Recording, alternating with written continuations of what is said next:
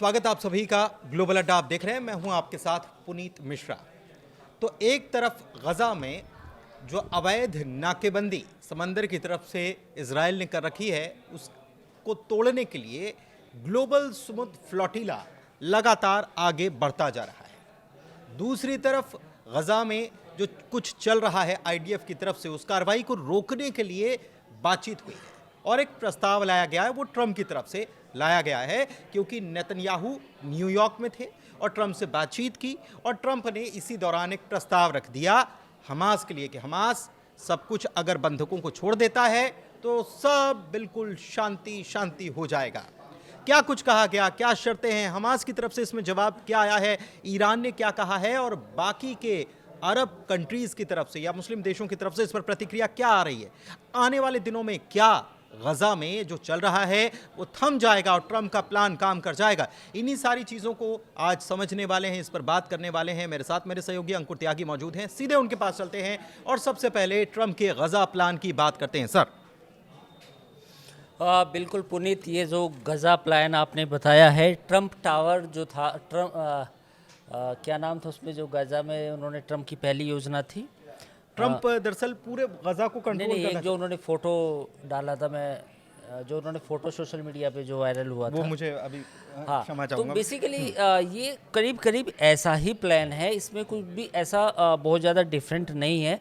बस ये था कि शायद ये जो नया गजा बनेगा इसमें ट्रंप की कंपनियों को सीधे फ़ायदा ना पहुँचे, लेकिन जो पहले 6 महीने पहले जो सोशल मीडिया पे वायरल हुई थी चीज़ें, उसमें तो गाज़ा में ट्रंप टावर और तमाम तरह की चीज़ें थी। तो बेसिकली ये है क्या, सबसे पहले समझने की ज़रूरत है। तो सबसे पहले बेसिकली इसमें क्या होगा, इसमें ये होगा कि ये माइनस हमास होगा, यानी कि हमास का इसमें कोई रोल नहीं होगा। उनको कहा जाएगा कि आप इसके पार्ट नहीं होंगे। एक कमेटी बनाई जाएगी जिसमें फ़िलिस्तीन के लोग होंगे, साथ ही इंटरनेशनल एक्सपर्ट होंगे, जिसमें कुछ हेल्थ एक्सपर्ट हो सकते हैं, म्यूनसिपैलिटी का जिनका अनुभव है वो हो सकते हैं, कुछ बैंकिंग फाइनेंस के एक्सपर्ट हो सकते हैं इंटरनेशनल। तो वो मिलकर कमेटी एक ये पूरे रीजन को चलाएगी।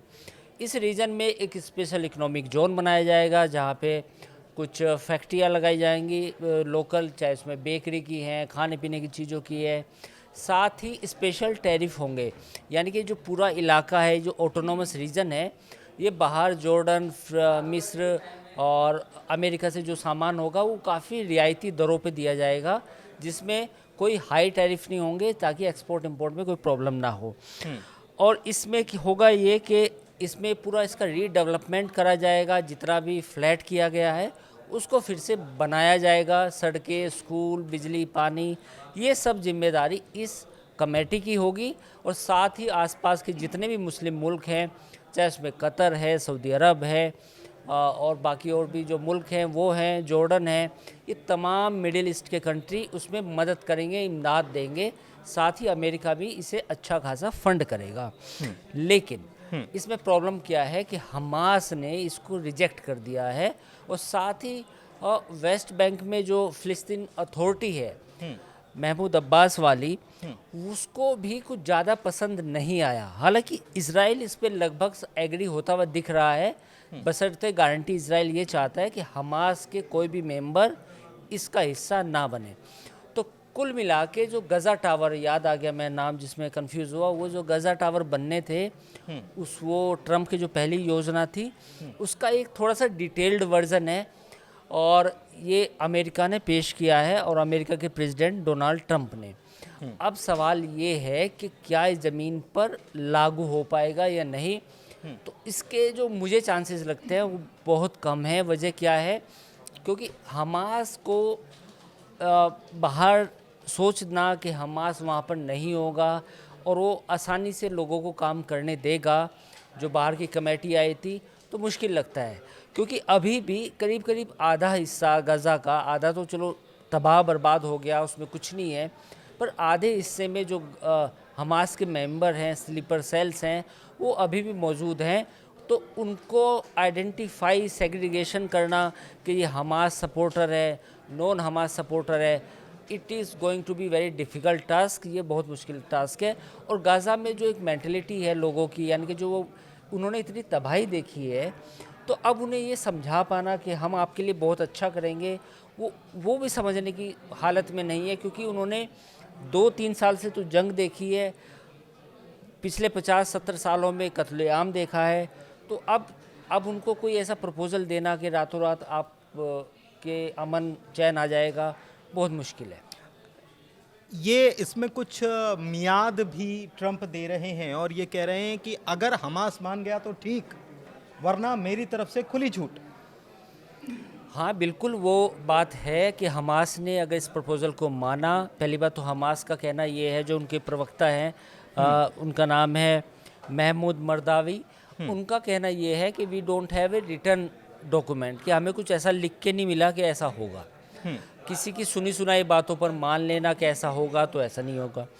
दूसरी बात ये है कि देखिए, हमास एक टेररिस्ट ऑर्गेनाइजेशन है।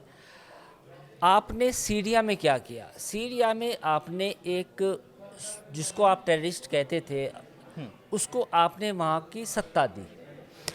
तो फ़िलिस्तीन में जब तक हमास किसी भी बातचीत का एक मेंबर नहीं होगा, आप उसे एक्सेप्ट करें ना करें, आप उसे ये कहें कि वो टेररिस्ट है, ठीक है, वो नुमाइंदा नहीं है, ठीक है, वहाँ तक भी आपकी एक बात मान ली नहीं, जाएगी। लेकिन है, उनकी नुमाइंदगी तो है ना, पॉलिटिकली नुमाइंदगी है उस वहाँ पर। लेकिन आपको हमास के साथ बातचीत करे बगैर आप सोचे गज़ा में जो है शांति स्थापित होगी, बहुत मुश्किल है। उसकी वजह क्या है कि हमास की जो जड़ें हैं वहाँ के समाज में, वहाँ की सोसाइटी में, पूरी दुनिया चाहे उसको ना माने कि जो उसका उनका रास्ता है गलत है, गलत हो भी सकता है भी कुछ हद तक, पर वहाँ सोसाइटी में उसकी जड़ें जो हैं हमास की, वो ज़्यादा गहरी है। तो ऐसे में हमास को माइनस करके पीस की बात करना मुझे लगता है कि मुश्किल होगा।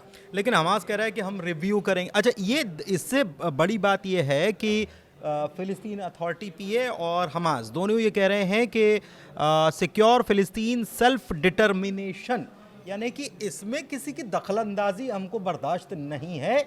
अगर फ़िलिस्तीन को आप समझ रहे हो फ़िलिस्तीन बनाना चाहते हो, तो फ़िलिस्तीन के लोग मिलकर बनाएंगे, आप किसी बाहरी को नहीं ला सकते। बिल्कुल, ये मुद्दा है कि सेल्फ डिटर्मिनेशन की जो बात थी कि हम खुद मुख्तार होंगे, हमारा जो पूरा इलाका होगा हम गवर्न करेंगे, तो सेम फ़िलिस्तीन अथॉरिटी पर यही तो इल्ज़ाम हमास की तरफ से लगते हैं कि फ़िलिस्तीन authority is not representative of the all फ़िलिस्तीनियंस, यानी कि जो फ़िलिस्तीनी लोग हैं, जो वहाँ की फ़िलिस्तीन अथॉरिटी है, महमूद अब्बास की जो पार्टी है, वो उसको रिप्रेजेंट नहीं करती।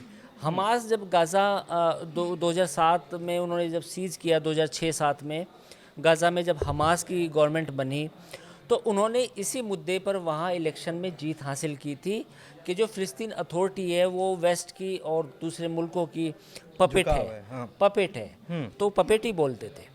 तो अब आप सोचें कि गज़ा में भी एक ऐसी स्थिति कायम हो जाए जहाँ पर एक कमेटी हो जिसमें इंटरनेशनल ऑब्जर्वर हो, 1-2 जॉर्डन के लोग हों, 1-2 इजिप्ट के लोग हों, एंड देन और फिर ये सोचा जाए कि अमन व अमान आ जाएगा, तो मुश्किल है। हमास यही कहता है कि हम अपना सेल्फ डिटर्मिनेशन का जो अधिकार है वो रखते हैं, और गज़ा प्लस फ़िलिस्तीन का जो वेस्ट बैंक का जो हिस्सा है वो प्लस सेंट्रल इज़राइल, इनको मिलाकर हम एक नया फ़िलिस्तीन कंट्री बनाना चाहते हैं।